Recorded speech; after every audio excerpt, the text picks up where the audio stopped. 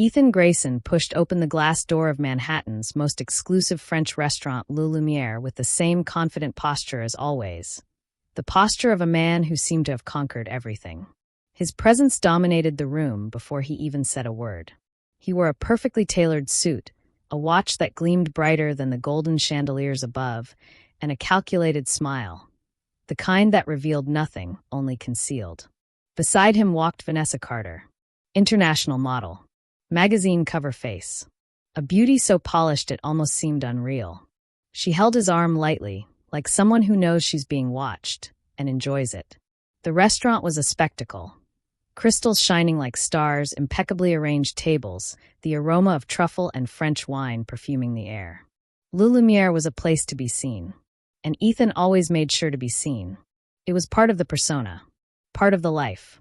Perfect, Vanessa murmured, sliding her slender fingers along his arm as her lips curved into a rehearsed smile. Ethan returned the smile, not out of sincerity, but obligation.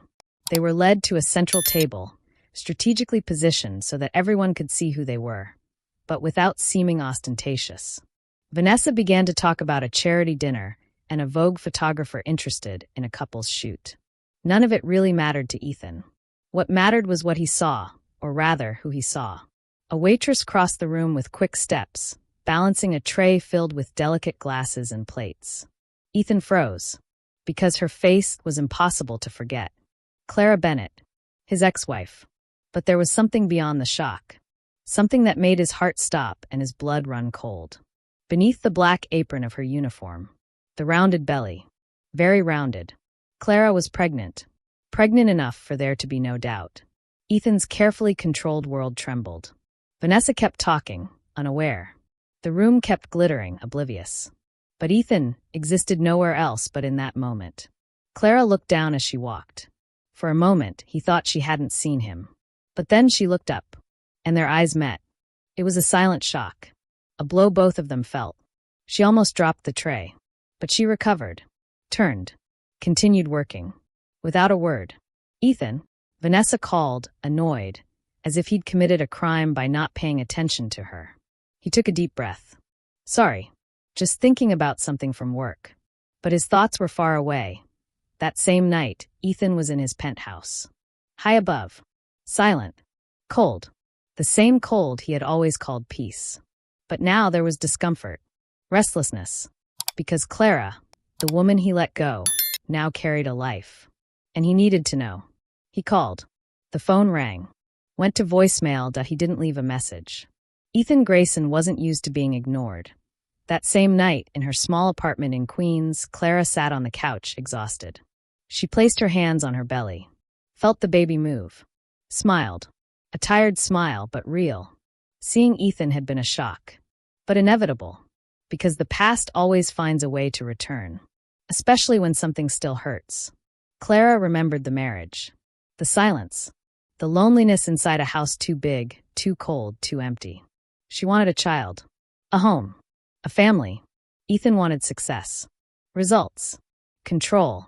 When she mentioned children for the first time, he laughed. Said there was no space for that in his life. Said it would be a distraction. So, when she discovered the pregnancy, she knew. If she told him, he would make her choose. And she wouldn't let her child be treated like a mistake. She left everything behind. Including him. But Ethan wasn't a man who accepted closed doors. He found her. Went to the restaurant. Waited. When Clara came out, exhausted and with dark circles that revealed more than just physical tiredness, he was there. We need to talk. I'm tired, Ethan. I'm asking about the baby. Clara looked at him. Not with anger, but something worse, resignation. You never wanted this life. I wasn't going to beg you to stay. You made that decision for both of us. No, Ethan. I made it for me. And for my child. This time, he had no response. Time passed. Not much. But enough. Ethan found himself thinking about the baby. Wondering what it meant not to be there. Wondering what he had lost without realizing it. He started showing up at the restaurant more often. Didn't always speak. Sometimes he just watched Clara. As if trying to understand something he had never cared to see before. Clara noticed, but stayed distant, until the unexpected happened. Clara fell ill. The pain started early. Too early. A neighbor called Ethan, without Clara knowing. He came. He carried her to the car. Stayed by her side in the hospital. Didn't leave. Held her hand. Didn't run. And when the baby was born, premature and small, crying softly, Ethan cried too. The inner wall, the one he had spent his whole life building, simply fell. "He has your eyes," Clara whispered. And for the first time, Ethan's smile wasn't calculated. The weeks that followed were different. He learned. Tried. Failed. Tried again. Stayed. He restructured his schedule. Delegated duties. Canceled trips. And for the first time, Clara saw something real in him. Not perfection. Not promises. Effort. But trust doesn't grow from one day's effort. Or from a week's love. She knew that. Ethan, in turn, was discovering not only his child, but parts of himself he had never allowed to exist. One day, Clara saw him still, sitting in the chair, the baby asleep on his chest, and realized the silence between them was no longer the same. It wasn't empty. It was possible. But the road back is never simple. Some days she remembered the pain, the absence, the weight of carrying it alone. Some days he wondered if he was doing it all just to fix the past, or to build a future. And there was the baby, Liam, who slept between them like a small border, and also a bond point. One day in the park, with sunlight gently touching everything, Ethan looked at Clara and said, "I know I caused pain. I know I failed. But I'm here now. Not to control. Not to be right. But to stay. If you'll let me." Clara breathed slowly. Looked at him. Looked at Liam.